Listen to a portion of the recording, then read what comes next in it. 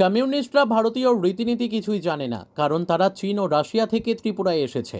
শুক্রবার মোহনপুরের সীমানায় জনসমাবেশের সিপিএমকে তির্যক ভাষায় বিঁধলেন পশ্চিম ত্রিপুরা লোকসভা আসনের প্রার্থী বিপ্লব কুমার দেব। এদিন তিনি বলেন, ভারতীয় রীতিনীতি অনুযায়ী মেয়েরা বিয়ের পর শ্বশুরবাড়ি থেকে বাপের বাড়িতে বেড়াতে আসে। আমার বোন কৃতি সিং ত্রিপুরায় বাপের বাড়িতে বেড়াতে এসেছেন, কিন্তু কমিউনিস্টরা কখনো ভারতীয় রীতিনীতি জানে না, কারণ তারা চীন ও রাশিয়া থেকে ত্রিপুরায় এসেছে। এদিন তিনি আরও বলেন, এবছর দেশের নরেন্দ্র মোদীর ছিল না বলে ত্রিপুরায় 25 বছর রাজত্ব করেছে সিপিএম। তা না হলে তাদের কবেই জামান জব্দ হতো। 20 বছর ত্রিপুরা শাসন করেও রাজ্যের জনজাতিদের জন্য কিছুই করেনি, জনজাতিদের বোকা বানিয়ে রেখেছিল।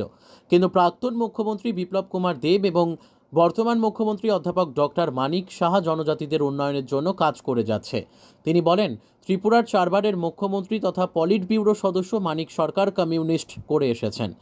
যারা সারা জীবন ধরে কাস্তে হাতুড়িতে ভোট দিয়েছেন, তারা কিভাবে এখন হাত চিহ্নে ভোট দেবেন? তাদের এর চেয়ে দুর্দিন আর কি হতে পারে?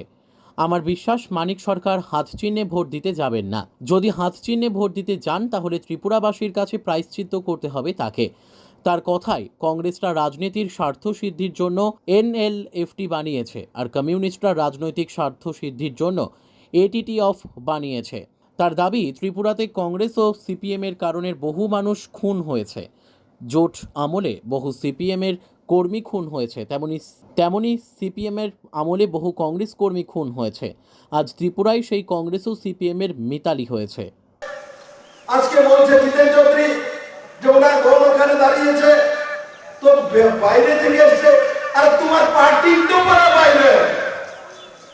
আমার বোন তো এখানে আমাদের ভারতীয় রীতিনীতি অনুসারে মেয়েকে বিয়ে দিতে হয়। আমরা বিয়ে দিয়েছি দিদিকে ওখানে, দিদির জন্ম তো এখানেই হয়েছে। ওনার তো ত্রিবিক্রমের মেয়ে, এটাও কি ভুলে গেছেন? আপনার পুরো পার্টিটা চীন থেকে এসছে, আপনার পুরো পার্টিটা রাশিয়া থেকে এসছে। তার জন্য ভারতীয় রীতিনীতি বোঝেন না, তার জন্য মেয়েকে বিয়ে দিলে শ্বশুর বাড়িতে যেতে হয়। জিতেন চৌধুরী আর কমিউনিস্ট পার্টি বুঝে না, কারণ কি তারা আমার মায়ের তোরা বিয়েই দেয় না। আমার দিদি তো আমরা বিয়ে দিয়েছি, দিদি আমার মাইকে এসছে, নিজের বাড়িতে এসছে। আমার দিদি নিজের ঘরে ফিরে এসছে, আর দিদিকে পূর্ব ত্রিপুরা আসনে ত্রিপুরার মানুষ বিপুল ভোটে জয়যুক্ত করে নরেন্দ্র মোদীর কাছে পাঠাবেন। মেরে মিত্র, আগে ত্রিপুরাতে কমিউনিস্টের স্লোগান শুনতো তো, কি স্লোগান?